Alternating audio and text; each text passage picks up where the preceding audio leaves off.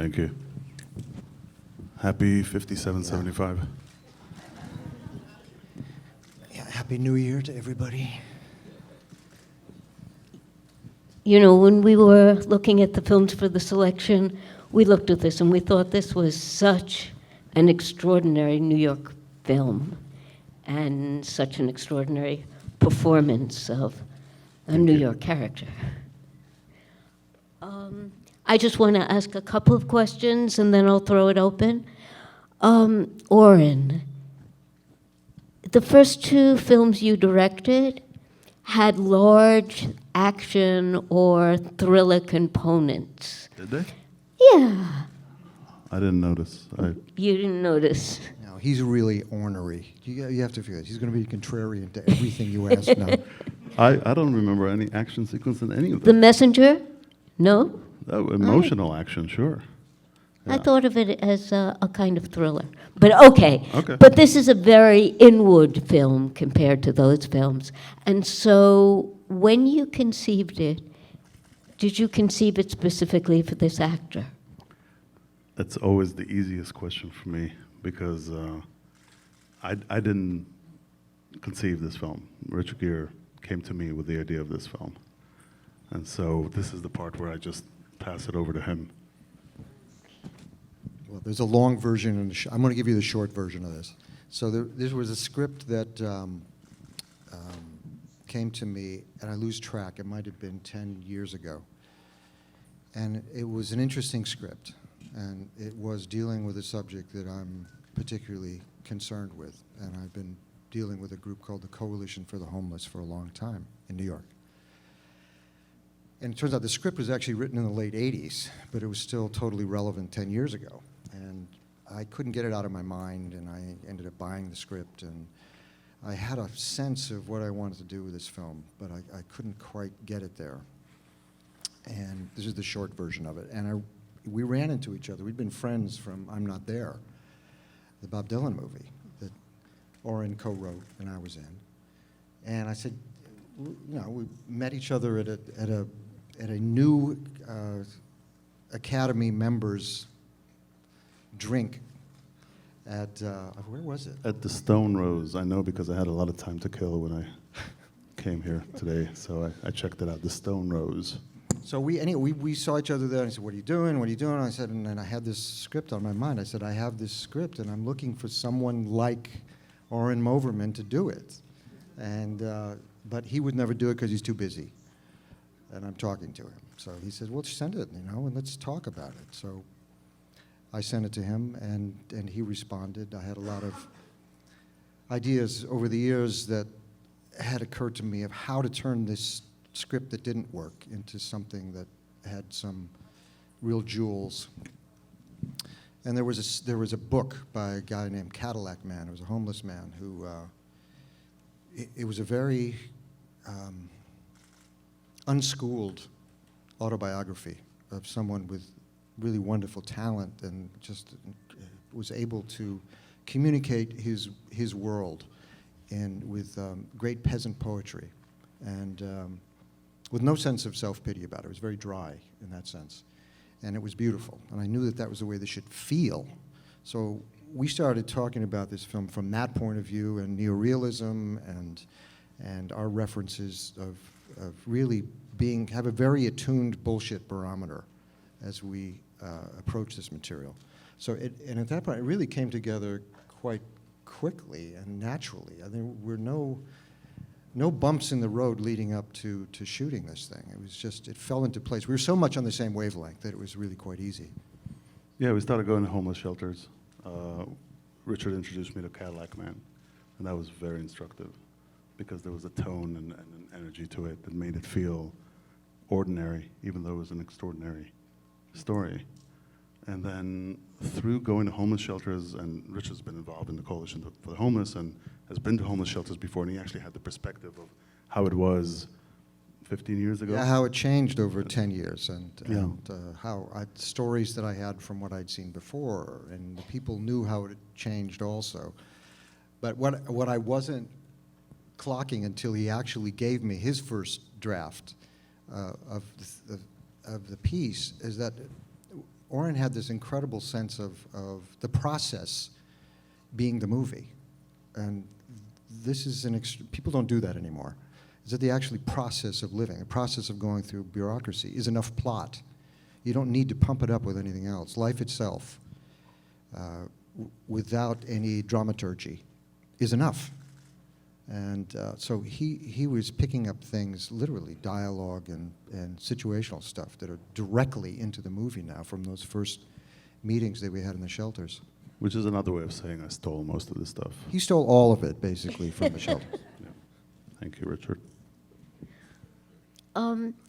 I just have a kind of actor question. I'll take that one. Director question. Did you have lots of different possibilities for the tone of each scene? And did you try them on camera? Because it is so subtle the way it walks this line between the guy is really pretty much lost it and pulls himself out of it and loses a little bit more and pulls himself a little further back. And that's the extraordinary thing to watch. Look, this is Oren's movie. I mean, if this has quality, it's because Oren brought the quality to it. This is the best sense of what a director does. He picked very carefully all the talent to be in this movie, behind the camera as well as on camera, and he knew how to bring out the absolute best in everyone. And that's if you can't do that as a director, you don't begin. Don't even start. My instinct is to argue with you, but I like the way it sounds, so keep going. So I think we were very much on the same wavelength of how to do this from the beginning. So there wasn't a struggle of there's thousands of different ways of doing these scenes that they were fresh, and we didn't rehearse a lot. The way we shot, you might want to talk about why you arrived at this, but we were on extremely long lenses, as you could tell in this film. The footprint of the filmmakers was very far away, and the people who are in the streets of New York did not know they were being, I shouldn't say this, but they did not know they were being filmed. No, they knew they were being filmed, but they didn't read the sandwich board that said that. The sandwich board. Because there was that no they camera passed. visible. But There was no did no one recognize you? This was one of the most bizarre things about this. Well, let me go back to what Oren brought to this. We were totally on the same wavelength, and we still are about this film. The first cut he showed me was like, okay, that was the movie I hoped that we had made when I was thinking about this 10 years ago. So for me, it was a miracle. Oren has a real bizarre sense of time on film. He doesn't feel rushed. He doesn't care about cutting. It's not what he does. He just wants us to be in the movie with these people, and he doesn't want to manipulate it in any way whatsoever. And I'm quite aware of 2 hours in storytelling. And he kept telling me, slow down. You don't have to rush through this. If I was picking up things off the ground, I remember the first time was when I'd left my bag outside because I was drunk, and they threw me out of the building, and my stuff was dumped all over the street. And, I played the scene, and I went over and I got my stuff, and I felt like, well, there was something in me was going, this is going to be boring to just pick it up slowly. So I'm rushing it to get it back in my thing. And he came on and said, take your time. However long it takes, that's fine. And I went, okay. All right, so that's how we're going to do this. All right. Okay, then I started to get intoxicated with this other sense of time also. And I think that's what's one of the intoxicating things, mesmerizing things about this film, is it's definitely on its own time, where time kind of, in fact, doesn't become a factor anymore. We were just there with this guy. Well, it is called Time Out of Mind. Time out of mind. Yeah. Okay, let's throw this open. Jim? Jim, hold on. Wait for the microphone. Thank you very much for this film. I'm deeply moved. The three relationships in the film, which really rooted in the personal as opposed to the awful day-to-day life of anyone in this system. The one with the man in the shelter, with wonderful Ben Vereen casting him in that role. The one with the daughter, and Sheila with Gere. Could you talk about how you walk this path without making it sentimental or romantic? Those relationships. I mean, there's no sophisticated answer to that. I mean, you just walk this path without making it romantic. It was ordinary. It was people living their lives, and we always approached this film as just an exercise in compassion, an exercise in perspective on compassion, and we shot it, and obviously you've noticed it through store windows, through apartments, through rooftops, always something getting in the way, because we wanted it to be a real New York movie, which was about perspective. So are you going to get the perspective on something that is happening, unfolding outside your window, to give yourself an opportunity for compassion, for recognizing somebody else? We're all incredibly busy in our lives, and we all kind of don't look up from our hands holding devices that are communicating with us. And so we wanted to make a movie that you notice when you look up from your cell phone or from your email. And it was just that. It was just very simple and very human, very much. Everyone came, it was not a glamorous exercise. It was really just bare bones, low budget. Richard was sitting in a rented car in between takes, just kind of like waiting for it.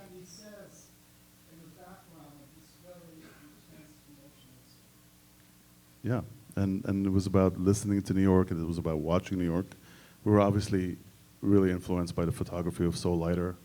As you probably noticed, the camera doesn't dolly or track until the very end of the movie, so it was all about creating these, postcards or a series of photographs in which the city moves around one person and nobody notices him. And the shocking thing about it, if you want to take it, to an extra filmic perspective, is that this nobody, is Richard Gere, who is, I think it's fair to say, quite famous. So it was really about going into New York and getting that sense of the guy on the corner that you don't notice, and maybe we can make a movie about him. And everything had to do with that. We shot this whole movie on only 3 lenses. They were quite big lenses, but we were hiding all the time, and we were creating this soundscape that was, Liz Weiss is sitting over there, and she was my teacher when I went to Brooklyn College, and she kind of taught me a lot about sound. And it was about listening to the city and watching it and creating these very simple situations where these people are just human. Nobody's bad. There's no bad guys in this There's no movie. bad guy in it. We talked about it when we went to homeless shelters, and we talked to guards, and we talked to people who are in the shelters, and it would be too easy to create some sort of a drama where somebody does something wrong and you can judge them for it. But we kind of took judgment out of it, and we tried to be as compassionate as human as possible about telling the story. Yeah. Hi, I'm Roger Costa from Brazilian Press. Congratulations for the work. I have a question for the director. The use of the background voices in the early in the beginning of the movie. We can never listen to the main character, but we're always listening to other people's conversations. So I'd like to know what was your intention with that. And for Mr. Gere, I just want you to tell me, for your ladies fans, if you ever had a Brazilian affair, and how do you deal with this? You've been a sex symbol for so many years. Ladies all over the world love you. That Yeah. is a fun question to deal with. Let me answer that one. He wants to answer that. Yeah, let me answer that one first. As a sex symbol, Actually, my first real girlfriend was Brazilian, and she still is a friend of mine. define real. It was a long time. It was like 6, 7 years, and I was a young man at that point. But that's my Brazilian experience. She lived in Bagé, in the south of Brazil, Rio Grande do Sul. And I have wonderful memories of her that I'm not going to share with anyone. My first girlfriend I married. If you want to know. What was the first question? Sound, yeah. I mean, we were creating, 3D sound, basically. I mean, this is the first movie I shot in New York. It was one of the things that I produced the movie too, but it was one of the few things that we said, we got to spend whatever the money is to get great sound. And that was part of the design that Oren had from the beginning. I mean, we were basically making a silent movie. From this character's perspective, it's not words in his mind, it's space. And the only thing that penetrates that space is sound. And many of us in the city feel the same way. I mean, if you ever stopped and focused on the sound around us, it's just a cacophony. It's stories within stories within stories. So it was always part of this design. It wasn't an afterthought. It was designed that way. Yeah, I mean, this is, for me, this is the way I hear the city, and I think a lot of us do when we pay attention. It's really, we wanted to do everything that most people who shoot in New York take out of the movie. They want clean sound so they can work with it and they can manipulate it and just add whatever they want. We wanted it to be dirty. We wanted it to be the feeling of being in New York, and you're walking down the street and you have fragments of conversations and you have dramas happening everywhere and you have lives being lived everywhere. And that was part of the kind of non-judgmental approach of this movie, which is like everybody's fighting a great battle. I mean, like there's who was it that said it? The Plato? Be kind, for everyone is fighting a great battle. I mean, we wanted it to be a movie that feels like New York, that has that particular kind of sound that is rich but actually kind of insane. Because if you do walk down the street, as I did after we finished shooting, I walked around with a bunch of other people and recorded kind of secretly, covertly, we recorded people talking, and it's in the movie. It's all these conversations of real New Yorkers, and I apologize if anyone recognizes their own voice in the movie. Thank you for your help. So we really kind of drew on what New York sounds like, and it's the sound of being busy. It's the sound of living your own life and not really recognizing other people who are in peril, other people who are living these great dramas around the corner. And I'm one of those people. I'm not trying to be, I'm not accusing anyone of living their lives and not noticing that around the corner there's a long line of men trying to get into a shelter, or there's a long line of, of women and children trying to get into a shelter. I didn't recognize it. I was living really close to Bellevue for a long time, and I never saw that line until we actually went to Bellevue, and we actually ended up shooting in Bellevue, in the old Bellevue, where that's an intake center now for homeless men. And we just wanted that feeling of sort of like, you can notice whatever you want. You can listen to something else and not really watch what's in the movie. There were a couple of times when we did friends and family screenings, and when I introduced the movie, I said, keep your cell phone on. If you get a call, take it. Just keep being engaged in your life and see how this movie fits into it. Because we're asking people to watch something that they don't really want to watch in their everyday lives, because they can. You can stop next to a homeless person and start talking to them, and you'll get a full story. Most of them really would want to talk to you. Obviously, there are different stages of mental illness and addiction and problems and all that kind of stuff, but these are all stories happening around us, and we're really lucky to be focusing on one story and making it as real as we can within a fiction movie. So it was really about just creating a sound that feels in the place and feels as real, as much as real can fit into a movie in this particular work. Hi, Dean Treadway, Movie Geeks United. Great movie. Mr. Moverman, I wanted to ask you about your visual design of the film. Shooting through glass, lots of things obscuring our vision. And what was your thought process behind that? And also, Mr. Gere, in your many years of researching this role, how have you seen our treatment of the homeless actually change over the years? I mean, is it getting better? Is it getting worse? Or what are the different qualities today that you found changing over the years? Well, my part of the question is easy.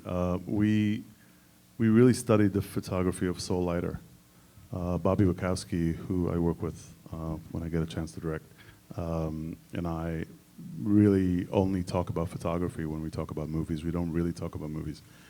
We start with photographs and we start looking at them. And what we liked about the photography of Soul Lighter, who is one of the pioneers of the New York School of Photography, is these frames where sometimes you don't know what the subject of the frame is. He captured New York in such a true layered way where you can see reflections, you can see various layers of angles in New York and what New York feels like when you're looking through a store window or you're looking through any other kind of obstacle. So we really talked about being very still on zoom lenses because I'm obsessed with zooms, and really just finding Richard in these tableaus and in these environments where the world is moving around him and we're isolating him because this is the story that we're telling. And as I said, the idea of this movie is, it's really two words. I mean, I try to make, I'm a very simple person, so I try to make things very simple.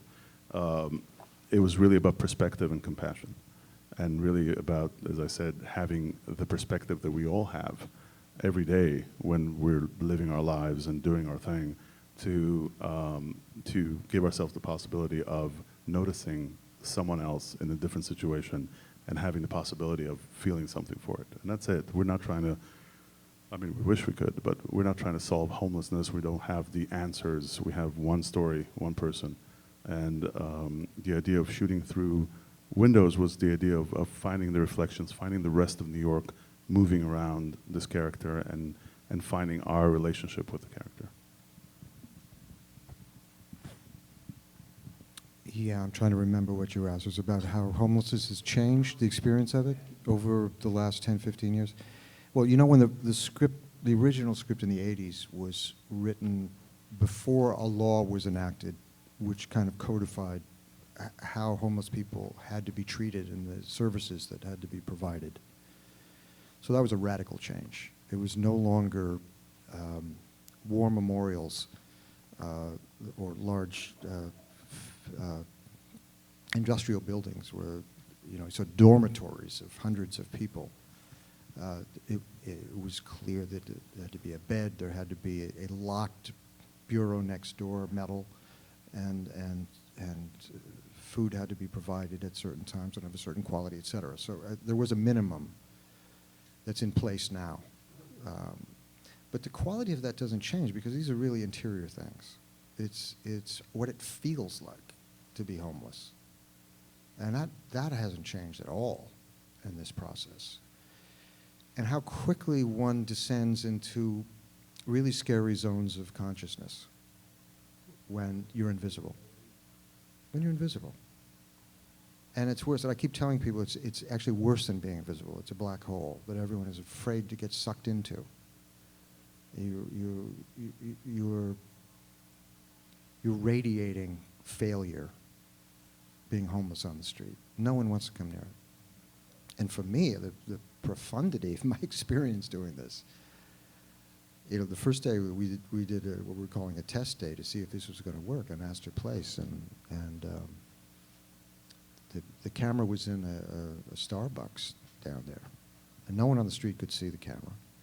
But I'm out there first time to see if this was going to work, and I mean, I'm still making movies. I'm still out there, so I was a little scared, actually, and anxious about, one, as a filmmaker, but personally, that I would be that naked out there on the streets. No one paid any attention to me. No one saw me. I had a cup, and I started talking after a while. We went on for 45 minutes shooting this thing straight, because we shot digitally and went very long takes sometimes. And I started a bit approaching people, not harassing them, but just approaching. Can you help me out? Spare change. Can you help me out? Spare change. No eye contact. Even when someone gave me a dollar bill, no eye contact. It that was the first time I've really felt inside of what that is. And for me, look, I come here and you want to hear what I have to say. You've seen my movie. I'm iconic in some way, and it's romantic in some way. I'm the same guy as on the street, and no one wanted to come near. No one wanted to hear his story. So for me, it's a profound experience of existentialism, of how relative it all is, all of it. Existence itself, but certainly consciousness. Over here in the middle, Robin milling about, when, hi there. This is somewhat of a follow-up, Richard, to what you were just discussing. How far did you go, or would you go? Did you sleep on the streets ever? Did you spend any time in the shelters with some of the real men? Yeah, no, I visited a lot of the shelters, and over the last, I lose track of time again, 8 or 10 years of doing that, and felt like it was something that I knew, certainly the details I was picking up, but instinctively I don't think it's that hard for us to get there. I think we all have a yearning to be known, to be seen. And I think that's why, look, we didn't know this film was going to work on any level when we did this. We just went whole hog with what we decided to do. But I think when I'm moved, when I'm watching this, it's that sense of yearning. I'm not seeing this guy as a homeless guy in the end of the movie. I'm seeing him as us. That we're all yearning for love, for affection, to be seen, to be embraced, to be part of, all those things. And certainly it's highlighted and it's very clear in a homeless person. Albeit we see substance abuse, we see mental illness, we see all these things, and are part of that population. But I also can see how quickly we all can descend into that territory when we are totally cut loose. And all of our connections to people and love and affection and just general being well thought of. That kindness of someone looking and smiling and thinking, I wish you happiness. These guys don't get that. And how quickly this other thing starts to happen that is dark and lost, deeply lost. Ellis Nassour from Theater Life. The casting of Kara Sedgwick and Ben Vereen is brilliant. Is the script totally scripted, or was there a lot of ad-libbing, especially with Ben? It was all scripted, and then, I always hesitate about, executing the script. I really try to, I think most of my job is casting and finding the right people who will take over the role, and then at that point, they know more than me about the character, and then they will bring whatever they can to it. I mean, Kira read the script, and actually, those 3 scenes where she's talking and telling her story, they were not in the script. She wanted to play this woman. She wanted to transform, and she went out and started talking to people in that world. She talked to homeless women, and she came back with a lot of notes. And I, basically being the cheat that I am, I took those notes and wrote it as that monologue that we chopped up into 3 scenes. But that was all taken from someone, she did the homework. She talked to the people, and she wanted to play a particular woman that she met, and that became the role. And I was excited by her enthusiasm and her ownership of that role and what it could be. Ben Vereen, we sent him the script. We had that role in the script, and we sent it to a bunch of people, and I thought we'll have a conversation. And the next thing I know, I was told he's coming to New York to meet me. So I told Richard, Ben Vereen is insisting on coming to talk about it. I didn't know what it was about. He showed up with a suitcase. He was in the middle of rehearsals for another, for a show that he was doing in LA. And he just showed up, and he basically sat down. We sat in the office, and he just said, I need to make this movie, and here's why. And when he told me why, it was clear that he needed to make this movie for his own personal reasons, and he had a way of connecting with his character. It was incredibly personal, and then he read some scenes for us, and we looked at them, and we decided, that's the guy. So it was a very kind of organic process of people showing up and saying, let me do it, want to be a part of it. Steve Buscemi read the script. Steve's been in some of my action films, and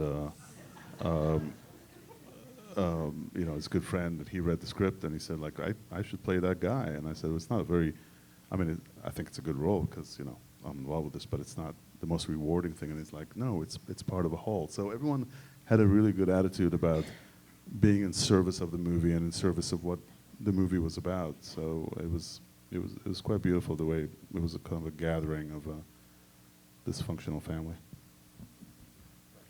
Hi, Veblen Wright, Veblen's Pen. Congratulations to you both on the film. Question for Richard. Maybe my imagination just sort of went off the rails, but most of the time I was watching the film, I was thinking about Julian Kay. Could you compare and contrast those two characters, the one from American Gigolo and this character? Quick compare and contrast. That's a really bizarre one. Yeah. That's, I think it's an absolute identical character. Take the contrast part. Wow, you're really leaping on that one, man. What, let me see, what can I do with that? It was the pumpkin cake. It, In the mind of Paul Schrader, perhaps. You can talk about Bresson. yeah.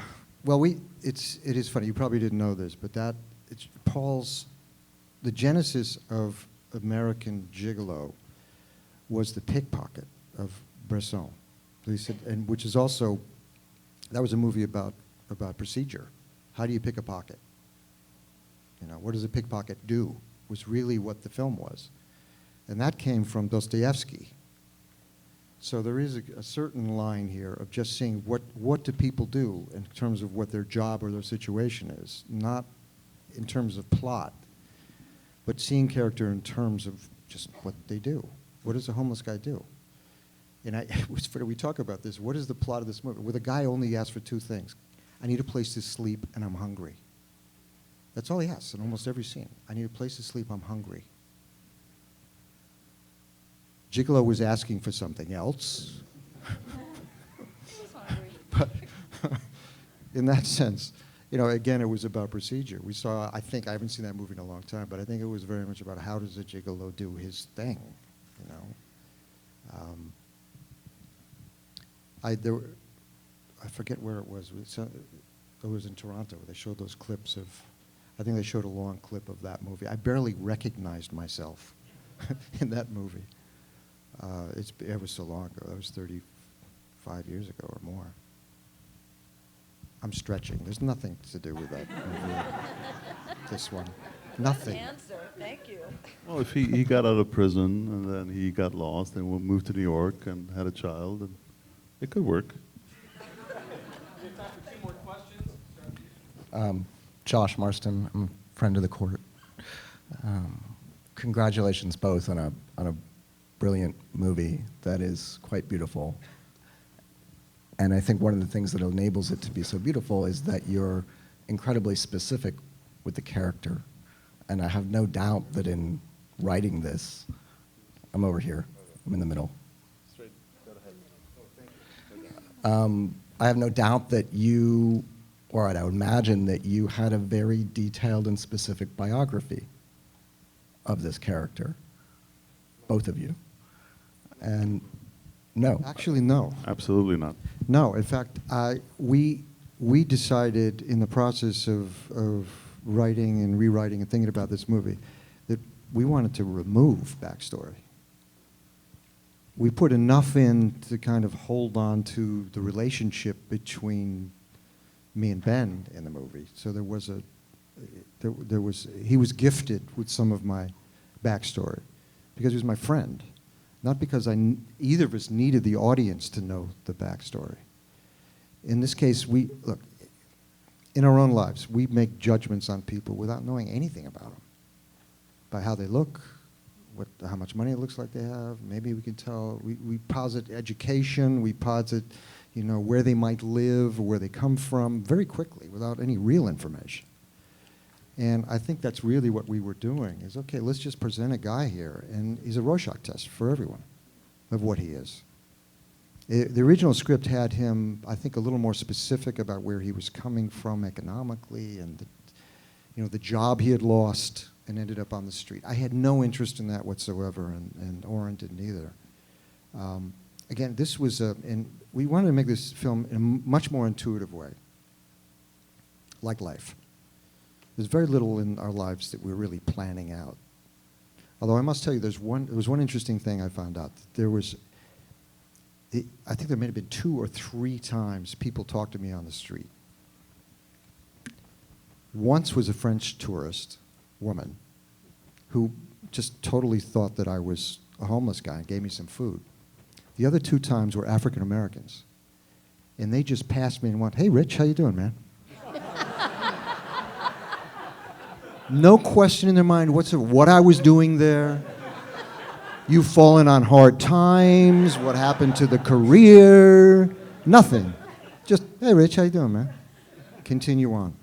White guys, white people, we're very much in our capsules. We get from here and we know where we're going to, and we see very little in between here and there. African Americans are much more in the moment, kind of see the world around them for whatever reason. So that was a very interesting part of this process too. But in general, psychology, backstory, not interesting to us in this movie. But we did talk about, well, not really talk about, but we did develop some sort of an emotional backstory. We sort of knew what's the range or the spectrum in which emotionally we're in scenes. And it was really... Yeah, well, we knew where he was all the time, but it wasn't about communicating where it came from. Or it makes it too easy with a character like this. You had to live with him. And therefore, I think, again, what I was saying before, it's not like, I don't believe we're seeing a homeless guy by the end of this. We're seeing ourselves, our emotional, naked selves, and that yearning that we all share, all of us. Some of us more dramatically than others, but that's our common denominator right there, that will to belong, to be seen, to be embraced. You know, I mean, for me, that was an amazing choice then, because it's so against the rules not to have a character backstory. But my relationship to the movie was, gee, if this could happen to Richard Gere, it could happen to anyone. So it was so much you in that situation and not with a character in between. That's what I thought was so extraordinary. Yeah, that's the social experiment component of it that we didn't know we were going to have until that day we shot him panhandling in Astor Place. Yeah, we were reluctantly thinking of Plan B if it didn't work. Because seriously, because the whole thing was predicated on that for a lot of this movie, I would be on the streets. And New York would be passing me by, behaving as if I was who I was supposed to be. But if that didn't work, I don't even know what we would have done. There was no Plan B. Thank you both so much. Thank you all for being here. Thank you.